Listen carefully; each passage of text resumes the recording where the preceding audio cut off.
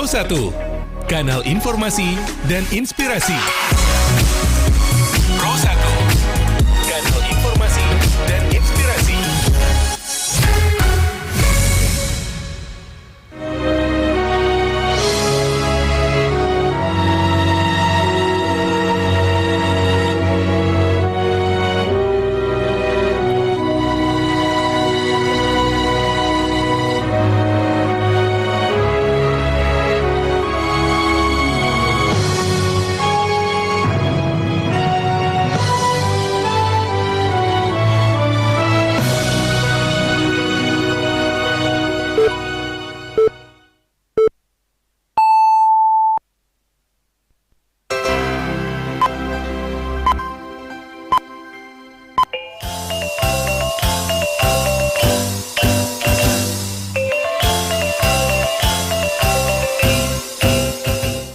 Pukul 3 balik waktu Indonesia Barat. Radio Republik Indonesia Bukit Tinggi Jo Berita Daerah Babahaso Minang.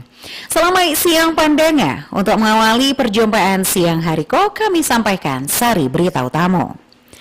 Satuan Lalu Lintas Polresta Bukit Tinggi memaksimalkan pelaksanaan operasi Patuh Singgalang. Pelestarian sile tradisi Minangkabau diusulkan menjadi ekstrakurikuler. Buletin Berita Minangko dibacakan Mutia Utami. Satuan Lalu Lintas Satlantas Polresta Bukit Tinggi maksimalkan pelaksanaan operasi Patuh Singgalang dan berlangsung dari Ampek Bale hingga 28 Juli 2025. Selangkaunya dilaporkan Yudi Prama Agustino. Satuan Lalu Lintas Satlantas Polresta Bukit Tinggi saat melaksanakan operasi Patuh Singgalang 2025.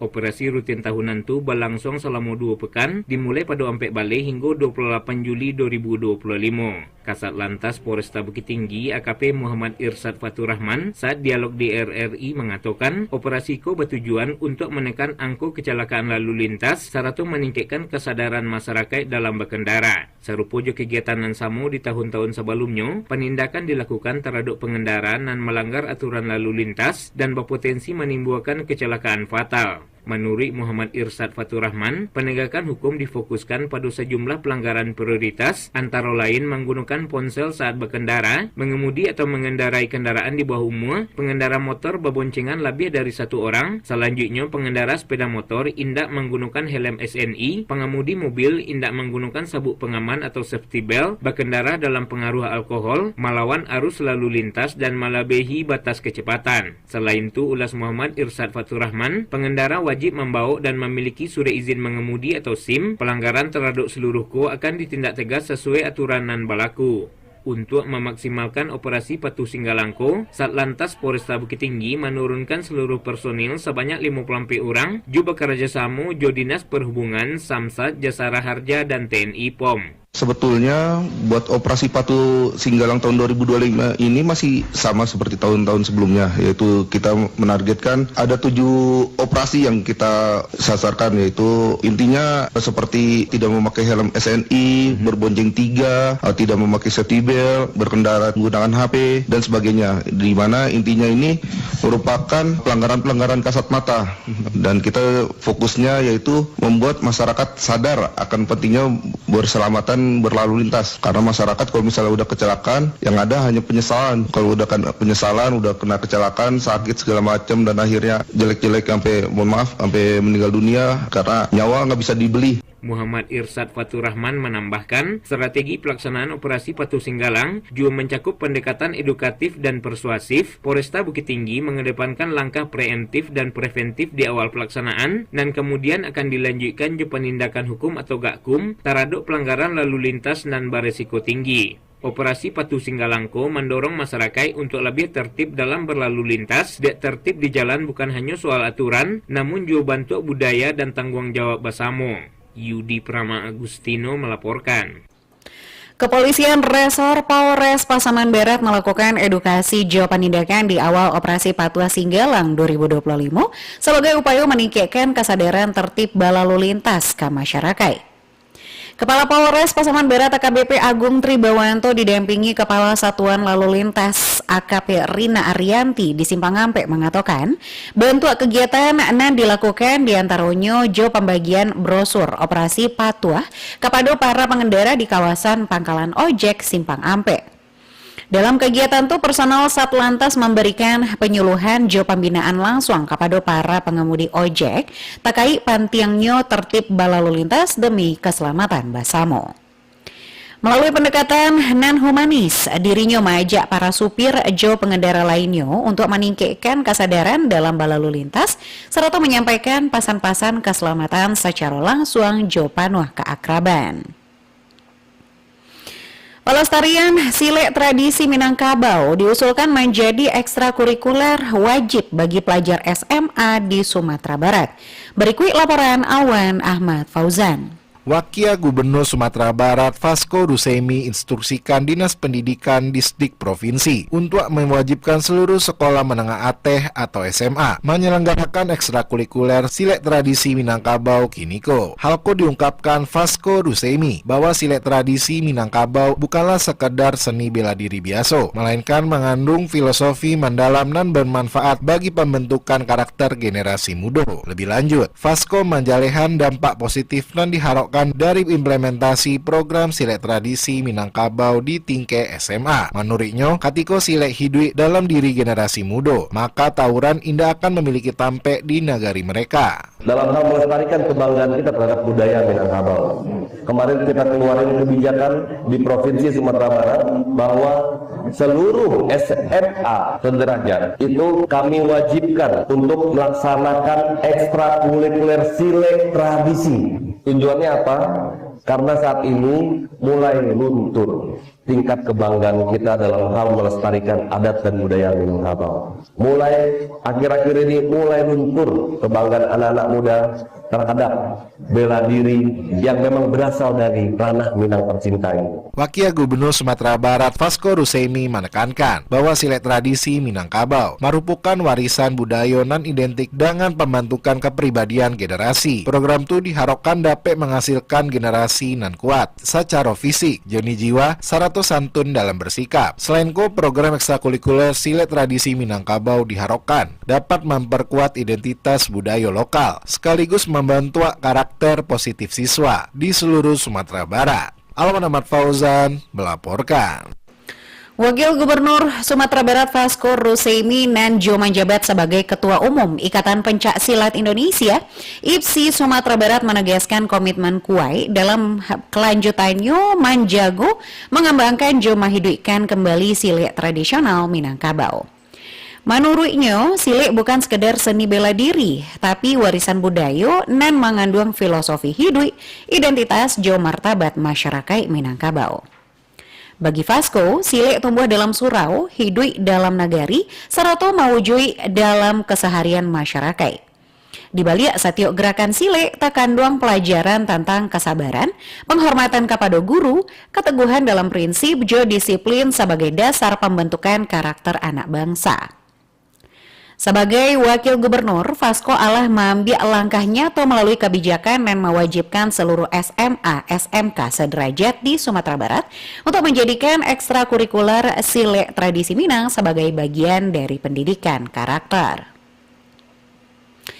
Dinas Perpustakaan dan Kearsipan DPK Kota Padang Panjang akan menggelar Festival Literasi 2025 pada 25 hingga 27 Juli 2025 di Pusat Dokumentasi dan Informasi Kebudayaan Minangkabau (PDIKM). Berikut laporan Nofri. Kota Padang Panjang kembali bersiap menjadi tuan rumah perhelatan Akbar Literasi. Dinas Perpustakaan dan Kearsipan DPK akan menggelar Festival Literasi 2025 pada 25 hingga 27 Juli 2025. Bertampik di Pusat Dokumentasi dan Informasi Kebudayaan Minangkabau atau PDKM. Mengusung tema literasi menuju generasi emas 2045, festival itu merupakan kolaborasi antara DPK dan komunitas hitam putih, melibatkan berbagai unsur pendidikan, komunitas literasi, UMKM, kelurahan, serta instansi terkait lainnya. Kepala Bidang Perpustakaan Kota Padang Panjang, Tuti Abdul Rajab menyampaikan, festival itu bertujuan mempromosikan perpustakaan sebagai pusat kegiatan masyarakat, sekaligus menggerakkan semangat literasi lintas generasi di Padang Panjang. Karena Karena Pak Nov, kami sebenarnya sejak tahun 2022 dengan mengikuti program TDBIS telah mencoba merubah image masyarakat yang selama ini hanya menjadikan perpustakaan sebagai tempat membaca doang sambil refreshing. Maka sejak kami mengikuti program mencoba merubah image perpustakaan itu adalah tempat kegiatan masyarakat. Masyarakat bisa membaca, masyarakat bisa melakukan penelitian, masyarakat bisa diskusi dan sebagainya. Yang utama sekali adalah tempat refreshing bagi mereka, dan itu yang sedang kita upayakan sekarang. Jadi merubah image, jadikanlah perpustakaan itu sebagai pusat aktivitas masyarakat, khususnya masyarakat Kota Parangpanjang. Tuti mengatakan, melalui festival ko pihaknya ingin menghadirkan ruang dan menyenangkan secara edukatif untuk masyarakat dalam memaknai literasi sebagai bagian dari kehidupan sehari-hari. Sarato juga ingin menunjukkan bahwa literasi itu menyenangkan, kreatif, sarato inklusif. Dijalekannya, Festival Literasi 2025 akan diisi juga berbagai kegiatan edukatif dan hiburan dari pagi hingga malam hari selama 3 hari penuh.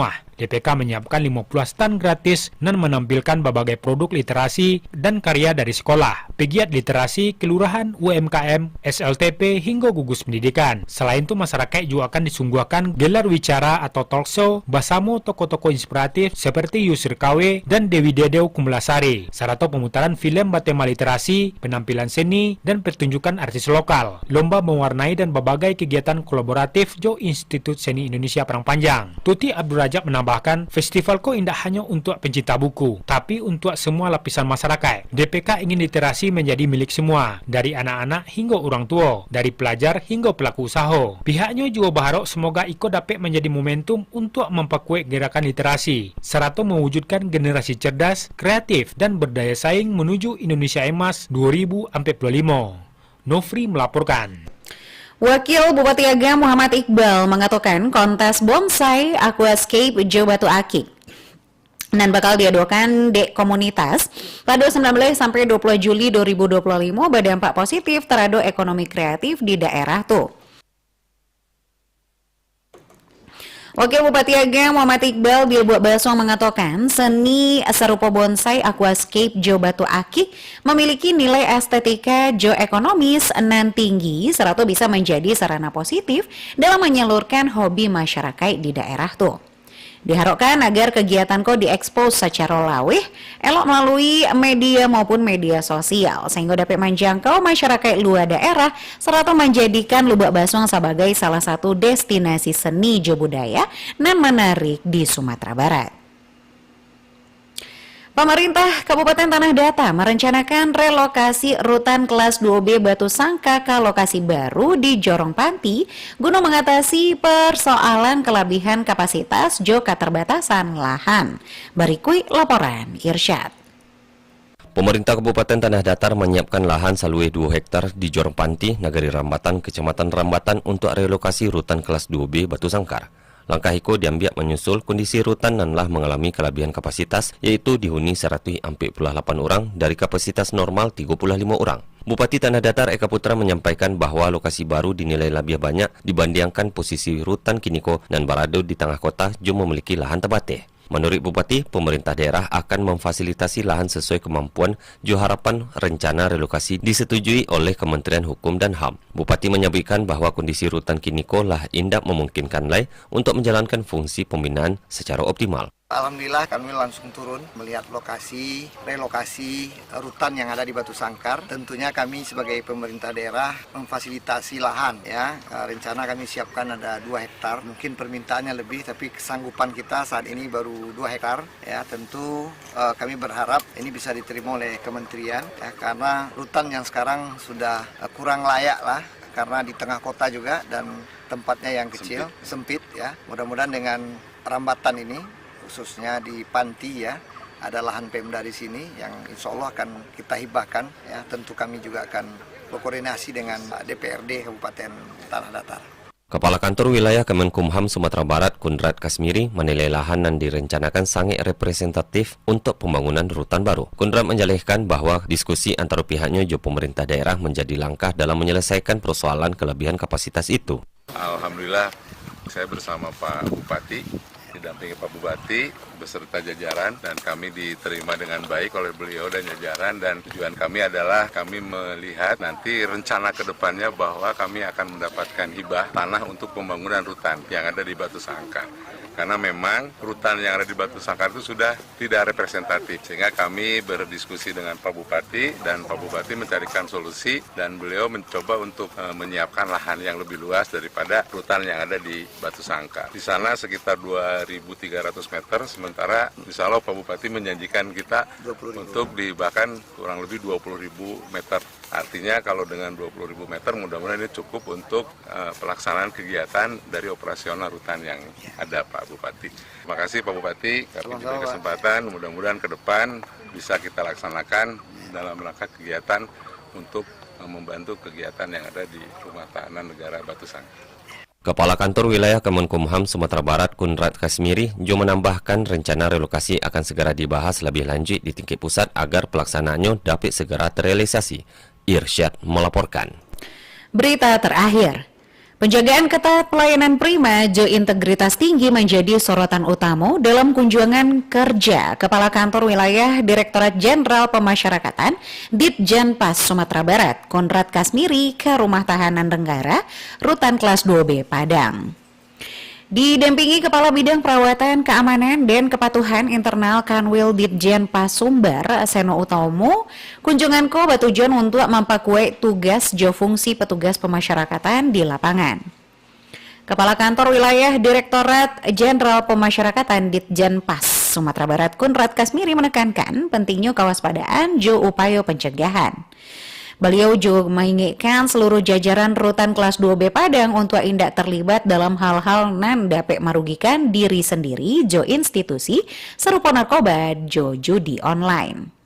Dirinya juga menyarankan agar petugas bijaksana dalam menggunakan media sosial serta tetap bebas berkreasi sesuai jo aturan nan balaku. Sekian berita daerah Babaso Minang untuk siang hari ko Jumat 18 Juli 2025. Berita daerah selanjutnya dapat didengarkan di suap pagi pukul 6 waktu Indonesia Barat. Ambo Mutia Utami, salamai siang.